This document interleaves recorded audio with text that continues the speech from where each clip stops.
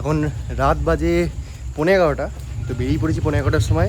আমার ফ্লাইট রয়েছে ভোর 6টার সময়, কিন্তু ভোর 6টা এখান থেকে যাওয়ার তো অপশান কিছু পাবো না, সেই কারণে এখনই বেরিয়ে যাচ্ছি। আর এদিকে আমার উবের করে নিয়েছি একটা। 12টার আগে ঢুকে পড়েছি এয়ারপোর্টে। তো এখন একটু আশেপাশে বসে থাকা বা ঘুরে বেড়ানো ছাড়া কোনো কাজ নেই, কারণ আমার 5টার মধ্যে চেক ইন করতে হবে, যে লাগেজ চেক ইন হয়। তো এখন আপাতত এই চেয়ার রয়েছে পেছনে, এই চেয়ারে কিছুক্ষণ বসবো।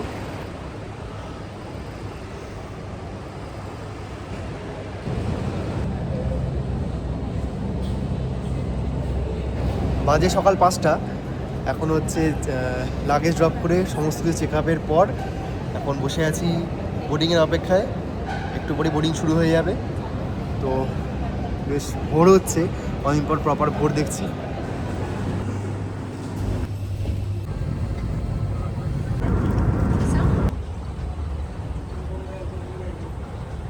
সময়ের থেকে আগেই বোম্বেতে পৌঁছে গেছে ফ্লাইট। তো মোটামুটি এখন 3 ঘন্টা 20 মিনিট মতো ওয়েট করতে হবে এখানে। গোয়ায় যাওয়ার ফ্লাইটের জন্য বোর্ডিং এক্ষুনি শুরু হবে। আর প্রথমবারের মতো আজকে এসেছি মুম্বাই এয়ারপোর্টে। মুম্বাই এয়ারপোর্টের বাইরের দৃশ্যটা বেশ সুন্দর, খুবই সাজানো গোছানো একটা বড় এয়ারপোর্ট, প্রচুর টার্মিনাল রয়েছে। অলরেডি আমার ফ্লাইট দিয়েছে 40A-তে। তো এখানে কতগুলো টার্মিনাল আছে আমার জানা নেই, মানে অনেকগুলো দেখতে পাচ্ছি। মোটামুটি 46 অব্দি চোখে পড়ে গেল। কোনো অজ্ঞাত কারণে আজকে এখন 20 মিনিট মতো ফ্লাইট ডিলে রয়েছে গোয়ার।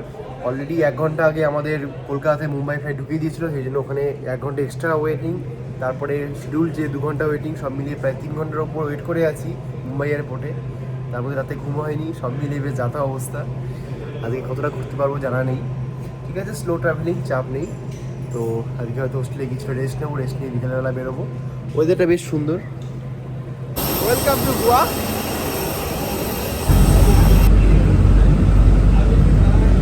আর বেরিয়ে এসেছি একদম এয়ারপোর্টের বাইরে, কিন্তু এয়ারপোর্টটা ছোট হওয়ার কারণে এখানে লোকাল বাস বা ট্যাক্সির সংখ্যা কম। ট্যাক্সি রয়েছে কিন্তু পুরো রিজার্ভ করতে হবে। আর এখানে লোকাল লোকজন বলছে যে 1:30টার সময় নাকি একটা বাস আসবে, সে বাসটা চলে যাবে কালাঙ্গুটে বিচ অবধি। তো আমার কান্ডোলিম বিচে কাছে একটা হোস্টেল বুক করা আছে, তো দেখবো ওই বাসটাই ধরবো, সেখান থেকে আবার চেঞ্জ করতে হবে। এই হলো, এখানেই বাস আসবে বলছে। বাস চলে এসছে, লেখা রয়েছে কালাঙ্গুটে যাচ্ছে। কাদাম্বা ট্রাভেলের বাস, এটা দাবলিম এয়ারপোর্ট থেকে পুরো চলে যায় কালাঙ্গুটে অবধি।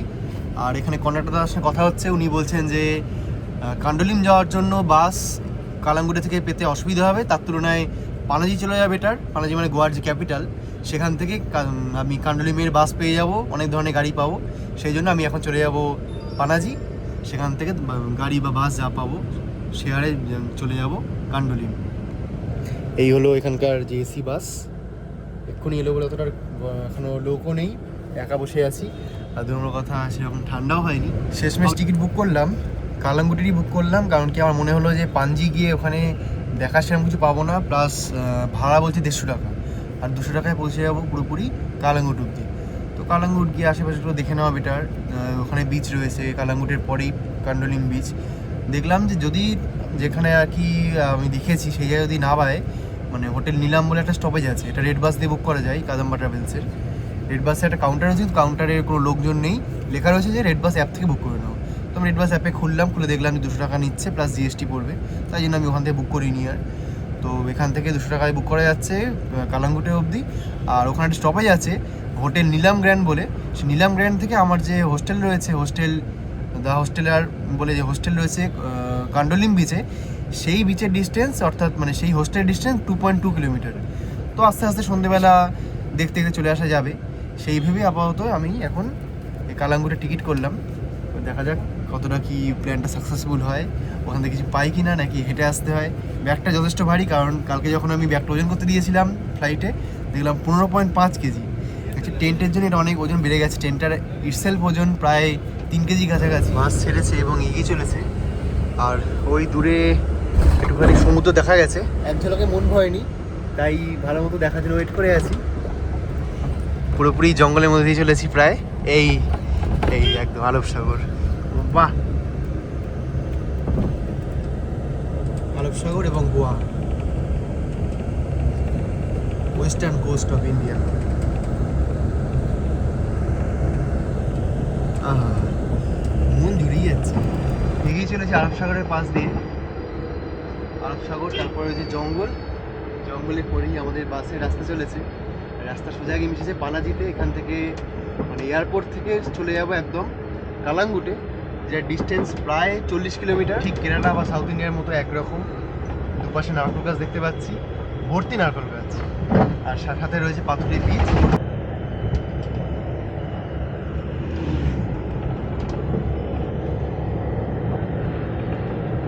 ব্রিজ আসছে বেশ সুন্দর, ব্রিজটা পেরিয়ে চলে যাবে পানাজি। এখন আপাতত দুপাশেই আরব সাগরের অংশ দেখা যাচ্ছে। এটা নদীর একটা মোহনা বোধ হয়, যেমন ব্যাক ওয়াটার্স কেরালাতে পাওয়া যায়, এরকম গোয়াতেও কিছু কিছু জায়গায় ব্যাক ওয়াটার্স রয়েছে। আর মাটির বিশেষত্ব হচ্ছে একদম লাল মাটি পুরো, একটা সেই ল্যাটেরাইট টাইপেরই আমাদের। পুরো মাটিতে আয়রনের পরিমাণ অনেক বেশি, সেই কারণে মাটি লাল। ডান দিকে গেলে মাঠগাঁও আর বাঁ দিকে গেলে পাঞ্জি।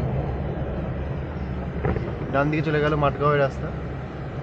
যদি ট্রেনে করে আসতাম তাহলে মাঠগাঁও নামতাম, মাঠগাঁও বা ভাস্কোডাগামা নামা যায়, সেখান থেকে ব্যাক করতে হতো। সেই তুলনায় মাঠগাঁও নামা বেটার।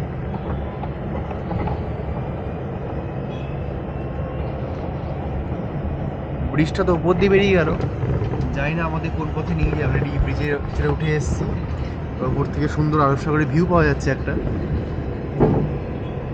এই হলো বিস্তীর্ণ আরব সাগর, আর ব্রিজে উঠছি আস্তে আস্তে। বাসটা প্রায় পার্সোনাল বাসই মনে হচ্ছে, আরও মজা লাগছে ওই জন্য। পার্সোনাল গাড়ি করে ঘোরার যে মজা, তার থেকে অনেক বেশি, অনেক কম খরচায় সেই ভিউ পাচ্ছি।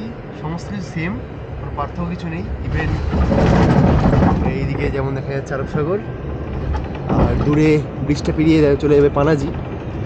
ওইটা মোস্ট প্রবাবলি যে টানা বিচ চলেছে, তার মধ্যে কোনো জায়গায় রয়েছে কান্ডোলিম বিচ, এবং তারপরে রয়েছে কালাঙ্গুটে।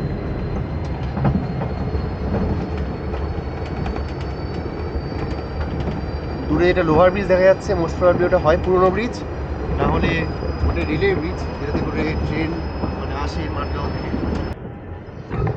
পানাজি পেরিয়ে এখন চলেছে গাড়ি কালাঙ্গুটের দিকে। এটা বেশ চওড়া মাঠ পেরোচ্ছি। এটা মোস্ট প্রবাবলি মিঠি নদী যে মোহনা।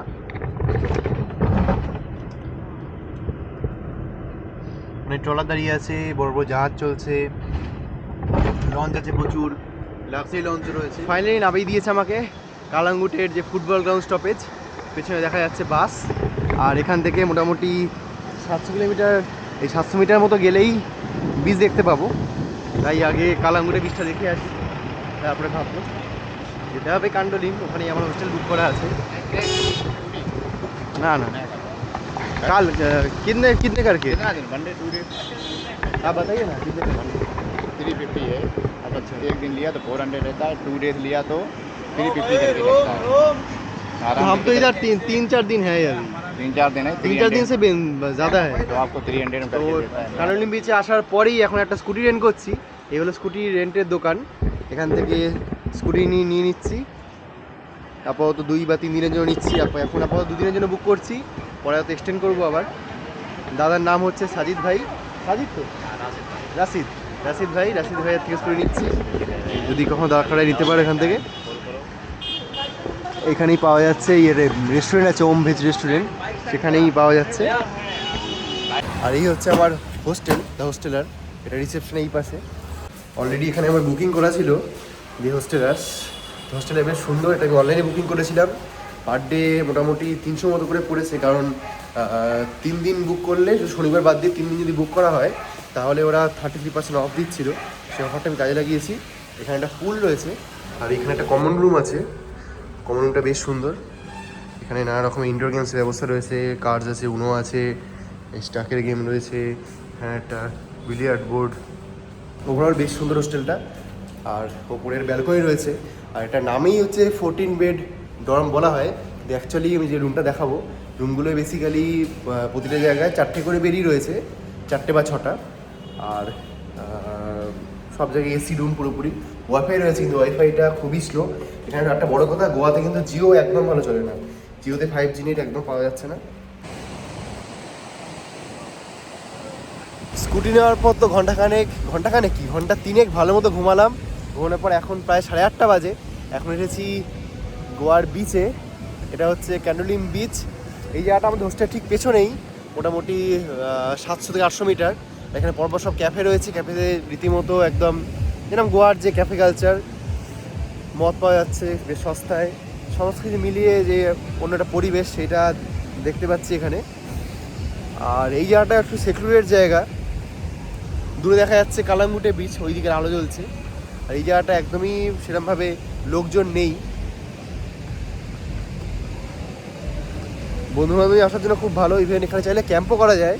আমি তো প্রথম দিন ক্যাম্প করার রিস্ক নিইনি, যেহেতু নতুন জায়গা যাই না। সেদিন প্রথম এমনিতেও টায়ার্ড ছিলাম প্রচণ্ড, সেই কারণে আজ থেকে এলাম হোস্টেলে। আর 3 দিনে বুকিং করেছি। 3 দিন বুকিং করলে ওরা 33% অফ দিচ্ছিল। এই হলো বাগা বিচ। এখন আপাতত বাগা বিচে ঘুরতে এসেছি। পাশেই রয়েছে সমুদ্র। আর পরপর সব এখানে সব বার রয়েছে, বার কাম রেস্টুরেন্ট। কন্টিনিউ গান চলছে, কিন্তু সানডে বলে যে ফিলটা কিন্তু আসছে না এখনো অবধি। মানে সানডে বলে একটা উইকেন্ড বা ওই যে একটা পার্টি ভাইবস, ওই জিনিসটা কিন্তু একদমই নেই।